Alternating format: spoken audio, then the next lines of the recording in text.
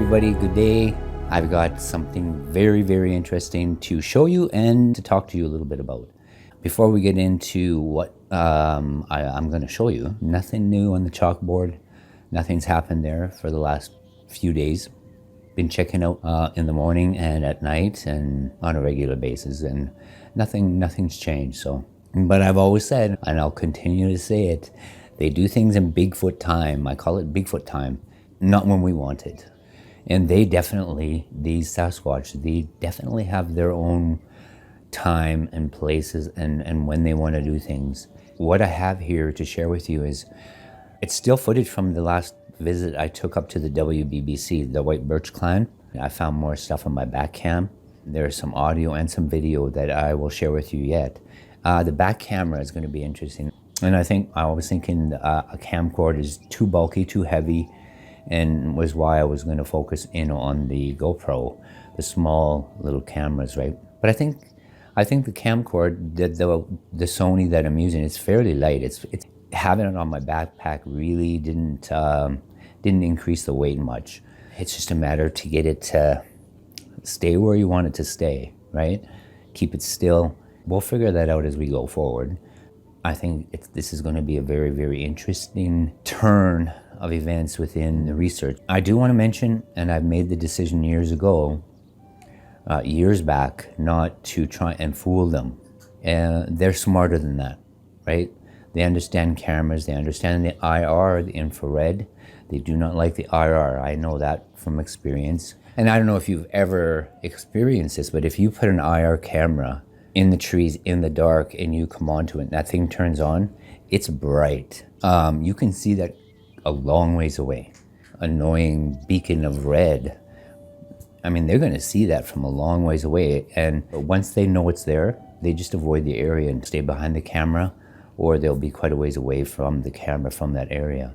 I'm placing the cameras where I know the Bigfoot are, but what's triggering the camera are other animals. And I believe the orbs are able to do this as well, trigger the camera. Because I've had footage where it's captured an orb, and I think I mentioned this before, 1.5 seconds trigger time. So there's a still image and then the video kicks in. So whatever triggered, if the camera's fast enough, it can capture in the still image what triggered the camera, record for 3, or you could set it for 5 minutes of video. And that's how I've been capturing the Bigfoot audio, because I have the camera set up where the Bigfoot are, but something else is triggering the camera, and these things are taking place as that camera is running. And it's usually, I noticed, in 3 locations where I put the trail cam, a lot of the vocals and talking and activity is early morning hours in the summertime, like 5 a.m. And I think they are so in tune with nature, they're up with the sun. It used to be that way back in the day. Even, my parents and my grandparents, they got up with the sun, went to bed with the sun. And I think they are very much the same, because a lot of activity that I've captured on the trail cams is when the sun is coming up in the morning. Back to why we're doing this video, to the footage from the WBBC. Again, it's leaving us with a whole lot of questions, right? I hope everybody has seen the video with Scar, the Bigfoot I captured down at the Seven Creeks location. If you haven't, this is an image of him here. I don't know. I don't understand how he would have gotten such a wound. Your guess is as good as mine. I mean, they could fight, or they could fight something, when we talk about the dimensions, they could be fighting other creatures, other beings, in another realm. I mean, these things sound far-fetched, but I don't think it's that far-fetched, because we see them coming out. We've witnessed them appear out of nowhere and disappear into nothing. We've seen tracks show up out of nowhere. The Sasquatch took 4 steps and then they disappear again. We've watched them at night in the moonlight walking across our yard in the snow, and we went out there and there's no tracks, nothing. I mentioned it before, it's like they're half here and half in that other dimension, that other realm. Some people call it a veil. There's a veil there, and they're half here and half there.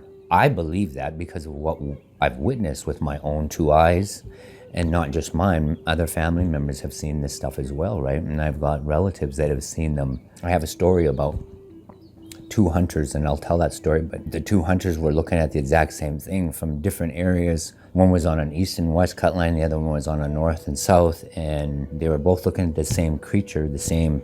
One was seeing a wolf, and the other one was seeing a Bigfoot, but they were looking at the exact same thing. That is very interesting. There's more to that story, and I'll share that one day down the road, but are they able to make you see something that is not actually there? And this has happened quite often. I have quite a few of those stories where people have seen something that it wasn't. To me, I think a big part of what they do is vibration. It's not just a theory. Like, a lot of the stuff I talk about aren't just a theory or what I've heard from someone else, or, you know, this person is saying such and such. It's been since 1972 that we've been experiencing Bigfoot here. So when it's personal experience, it's different, right? It's different than hearing so-and-so say it, or that one saying it, or you know, what's going around, the narrative that's being pushed. I base everything I talk about and voice, whether it be theories and beliefs, on personal experience, years of experience that's been going on here. But I think a lot of what they do and what they're able to do and what we've experienced here, a lot of it has to do with vibration. And I say that because I can feel that when I'm out there, or when things are going on around them, or when they're around you. There is a shift in the air, and there is vibration. You feel it. It'll cause your ears to ring. It can increase. It can bring in anxiety, feelings of anxiety if you're not aware of what it is, right? But as soon as I recognize it, it's taken years for me to recognize what that is and where it's coming from, and I'm able to calm my center, calm myself, take some deep breaths, and just allow these things to take place. And it's taken years of going through these things to recognize and kind of put words to it. You know, when people first experience these things, or first even see a Bigfoot, a lot of times what their eyes are seeing and what their brain is telling them, they're in conflict. They literally have a hard time explaining what they just saw, or believing what they just saw, right? So it takes a long time to put all the pieces together and realize what's taking place and what's going on. I think we're on a good road to understanding what's happening here and what they're doing, what they're able to do. We're learning as we go. As I've mentioned, we're students in this whole journey. They're the teachers, and I think us staying in that place as a student, open to learning, is going to help us tremendously. I really believe that. Okay, enough of that. I'm rambling on a little bit here, but the footage from the White Birch clan, I'm going to share a little bit of it. What we're going to do is I've got a little video clip and stills that are in that clip. I got about 10 good ones, but I'm going to show you the 4 that I consider the best ones that I have out of this little bit of footage. When I first found it, when I come onto it on my review process, I literally got shivers all the way down my body when I've seen it. Oh my goodness, there you are, right? I knew they were there. You get the feeling of being watched. You get the feeling that you're not alone.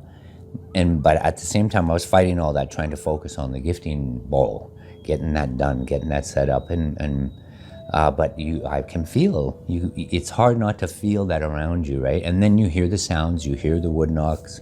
Okay, they're here, but I gotta get this done, right? And this wasn't all my back cam footage either. This was after I set the bowl up, and I was showing you all the arches, the different arches that were around me. And I believe it's in an area where I said, and I'm surrounded by them, right? And it was right at that point where I had zoomed in on an arch. Of course, being there, I can't tell what's in that tiny little 2x3 inch screen, what I'm looking at. But on the review process, zoomed right up on it, and oh my goodness. I believe this is Scar from Seven Creeks, and he's up somehow at the White Birch Bigfoot clan. The White Birch Bigfoot clan is about 30 miles away from the Seven Creeks clan. These two locations are about 30 miles apart, or more, maybe 33, 34 miles apart. I can't see another one having the exact same markings, I mean, it's not impossible, but you can see the scar, you can see the wound on the eye, on his right eye. In this footage, it almost looks like he's got an area of his scalp missing. I will point it out, like I said, I got about 10 or 11 stills, and in almost every one there's this patch on the top of his head that seems to be missing hair. It's got to be part of the wound. It's got to be part of his wound, his initial wound, right? And also, I just want to, just a heads up, or just maybe pay attention to what's behind him. I also point that out to you. There's more than just him in these stills and in the video.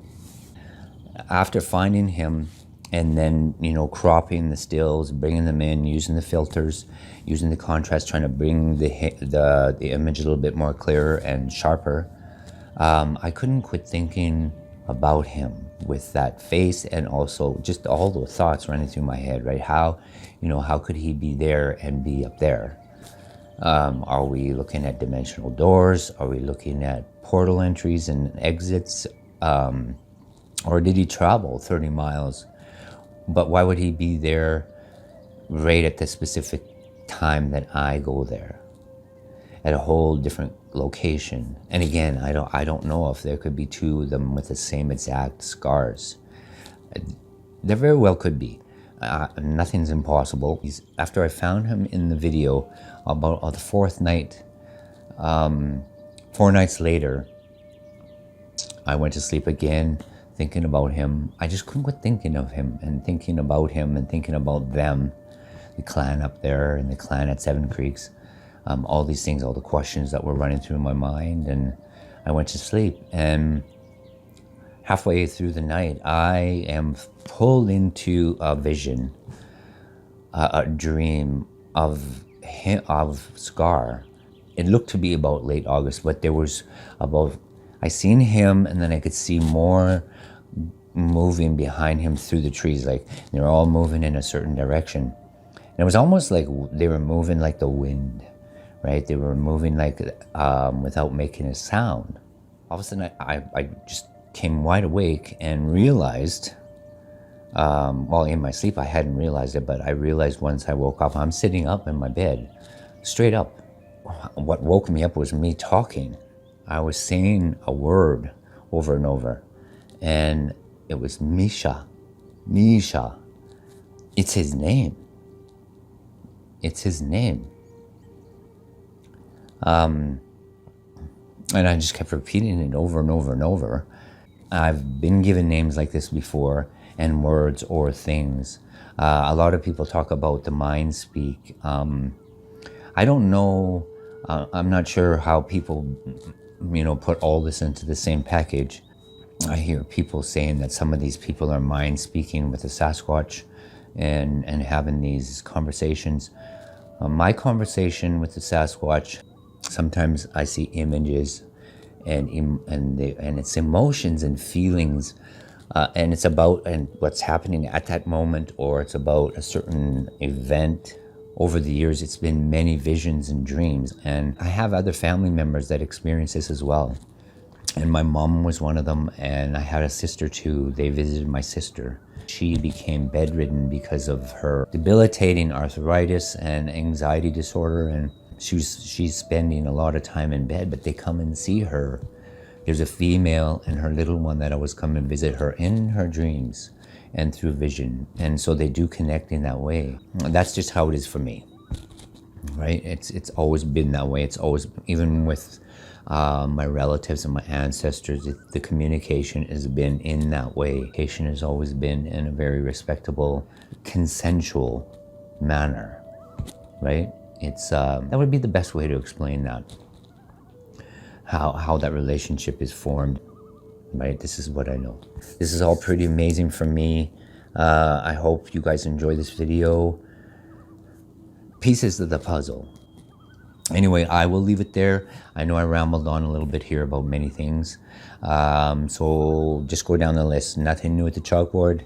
I've got more captures of Scar. Scar somehow is at White Birch Bigfoot Clan. We first seen him last year summertime at the Seven Creeks clan. We know his name, Misha, and AKA Scar.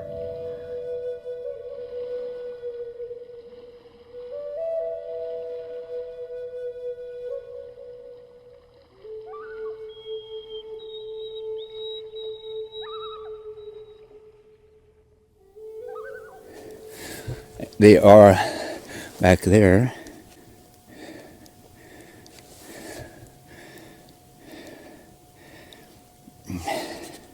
Some more back there. Like you wouldn't believe. I'm surrounded by them, and this is there's more this way.